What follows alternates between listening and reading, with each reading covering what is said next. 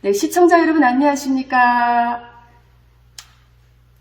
오늘 여러분 만나 뵙게 돼서 대단히 반갑습니다. 네, 반갑습니다. 네. 네, 너무너무 이제 모두 반갑고요. 열심히 살고 있는 우리 심하연 씨 많이 응원해 준 데 대해서 제가 더 너무 감사하거든요.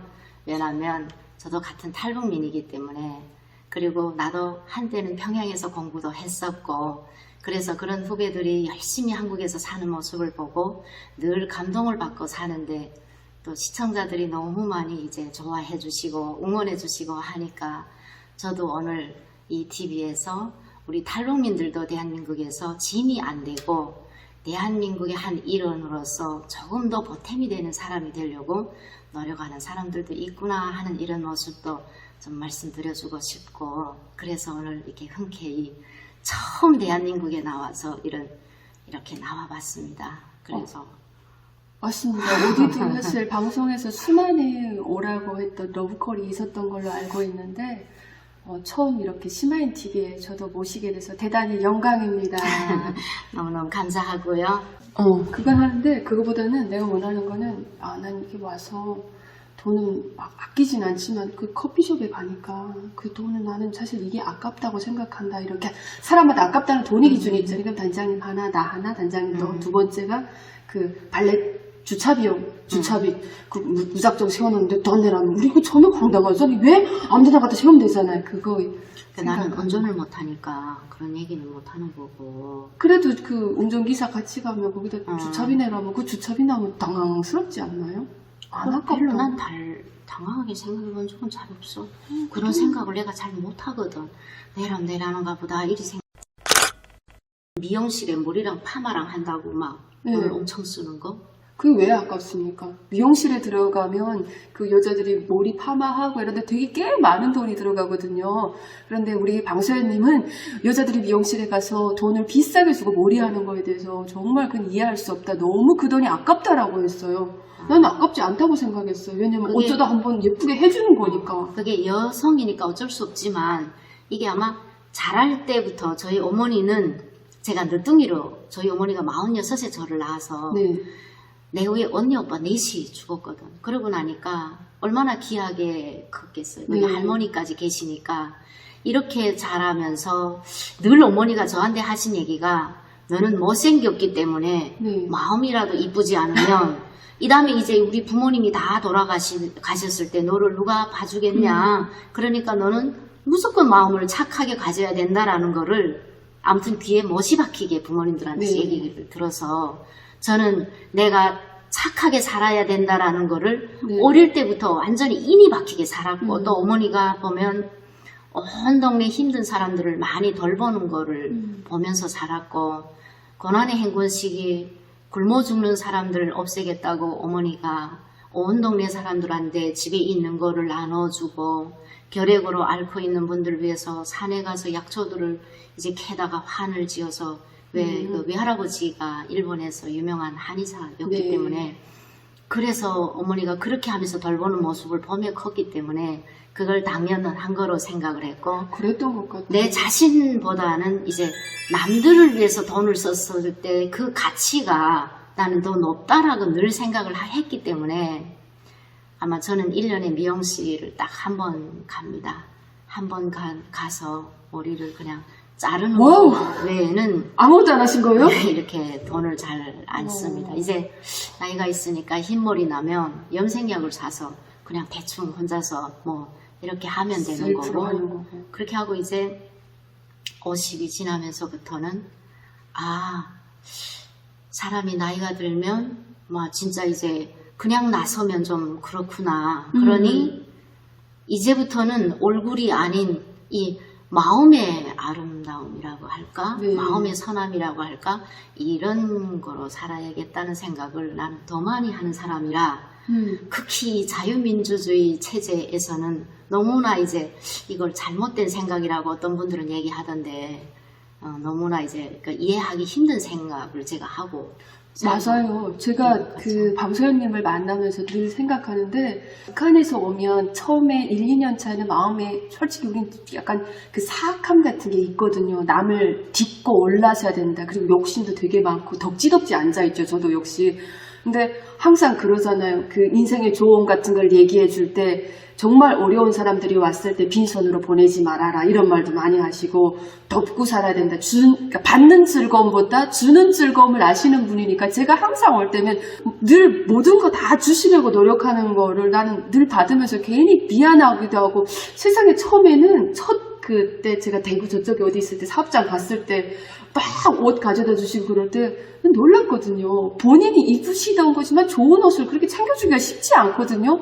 뭐든지 주어서 보내고자 하는 그 마음씨에 도대체 이분이 북한에서 오신 분이 맞을까라는 마음씨 하나 놓고 그런 생각이 되게 많이 들었습니다. 그래서 외모에서 보여지는 그 인자함과 온화함이 실제 그대로 실생활에서도 나타나고 말투에서도 나타나거든요. 그게 어머님의 지극히 큰 영향이 컸던 것 같아요.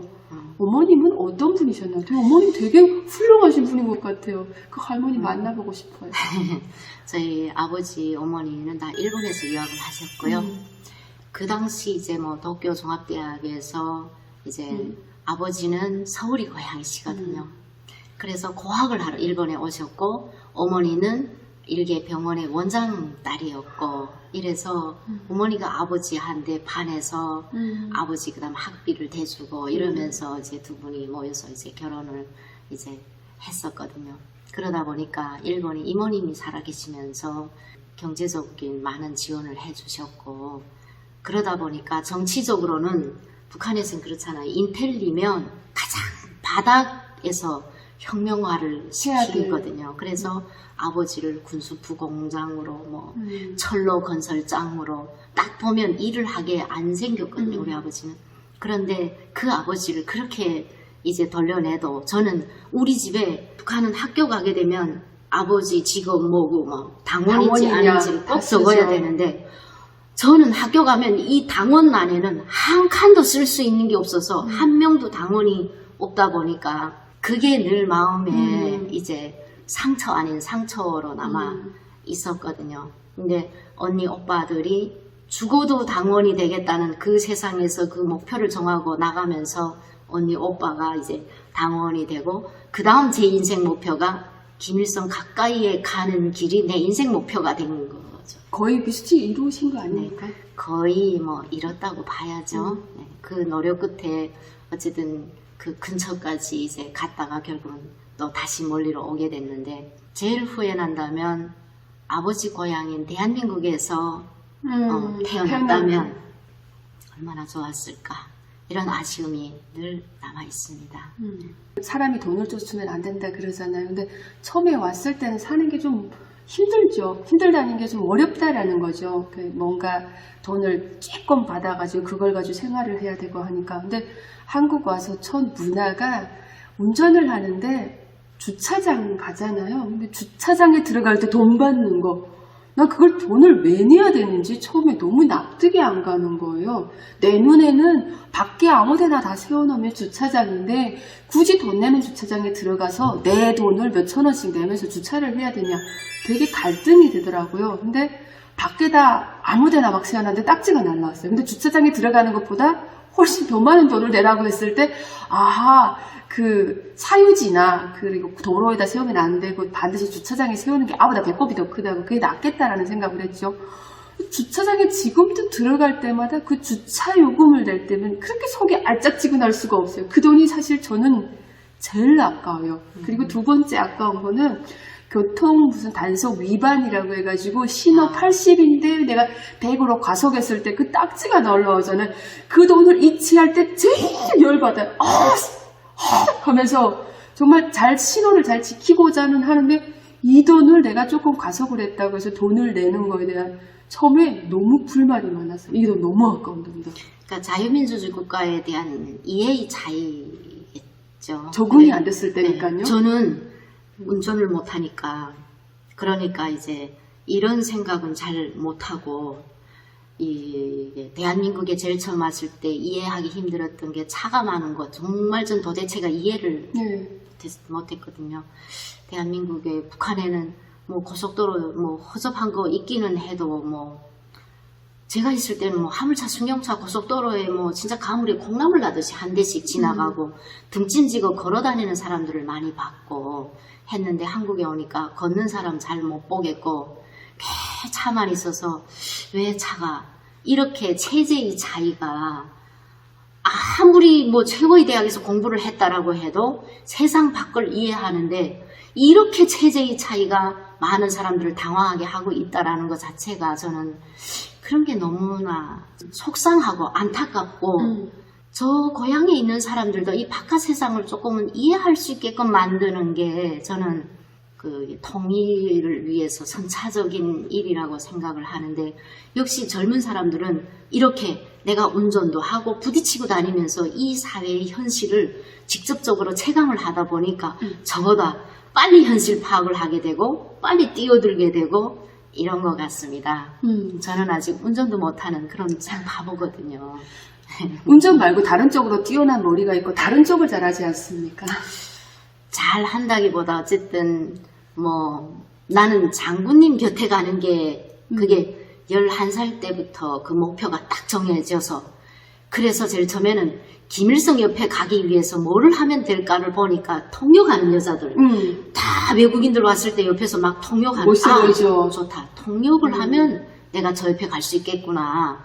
얼마나 천진했으면 그때부터 초등학교인데 시골 학교다 보니까 이제 그 중학교 영어 선생님, 그러니까 중고등학교, 뭐 초등학교 다 이게 합쳐서 시골 학교는 있다 보니까 그 중학교 영어 선생님 쫓아다니면서 영어 가르쳐달라 하고 영어 회화를 따라하고 이러다가 중학교 2학년 올라가면서 전국의 예술이 대중화 방침하고 김정일 방침이 떨어지면서 매 도마다 예술 전문 학교라는 게 만들어져요. 한 개씩. 그럴 때 이제 선발이 되게 됩니다. 그러니까 시골 동네에서 그러니까 역사에 없는 일이 처음 이제 생겨서 저 집은 출신 성분이 별로 안 좋기 때문에 다 못 간다. 다 이렇게 생각을 했었는데 어머니가 저를 의사를 만들겠다고 참 고민을 많이 했었는데 어머니가 파견장을 딱 받고 3개월 갖고 있다가 3개월 만에 다시 학교에서 계속 데리러 오는 바람에 그 정말 본인 의지하고는 상관없이 무용이라는 걸 전공하게 됐고 최승희라는 존재를 그 당시는 잘 몰랐거든요. 네. 지금 뭐 한국의 뭐 최승희 뭐 수제자, 제자 뭐 하고 그러니까 최승희 선생님이 일본으로 건너가고 북한으로 오기 전에 그 영향을 받은 분들 외에 북한에서 나온 분들은 다 수제자라고 봐야 되는 게 맞죠. 우리를 가르치던 선생님들 자체가 최승희 선생님을 딱 잡아가고 나서 그 학교에서 무용을 하던 선생님들이 각 지방 예술학원에 선생님으로 왔었거든요. 그 선생님 한 데서 무용을 배우신 거죠? 그렇게 해서 무용을 한 10년을 정말 스파르타식 교육을 받았습니다. 딱 얼굴 보니까 이렇게 그 뭐지? 그런 게 있었어요. 기품 같은 게 느껴졌습니다. 옛날 처음 봤을 때 저 사람 뭐 하던 사람이지? 그 궁금증이 확 이렇게 들게끔 사실 여기 한국은 예쁘다 이러면 코도 성형하고 뭔가를 막 만들어가지고 하는 그런 얼굴이잖아요. 근데 정말 자연스럽게 뭐지? 일단 예술한 사람이라는 느낌이 확 왔고 그 북한에서도 무용한 사람들이 그 선호하는 얼굴 그런 느낌이 왔습니다. 그래서 예술학원에 그렇게 정말 끌려가다시피 공부를 가서 했는데 뭐 원치 않게 그 당시 이제 뭐 무용가 표준인물 이제 선발하면서 이제 금방 배우기 시작한 애들 중에서도 뭐 무용가로서 앞으로 이제 크게 키워야 되겠다. 그리고 어떤 무용가 표준 인물을 골라내라 해가지고 다행히 거기에 이제 그 선발이 돼서 그래서 뭐 진짜 김정일 한 데서 이제 방침을 받게 되는 거죠. 앞으로 무용수는 이런 인물을 모체로 뭐 이게 선발을 하고 키워내라.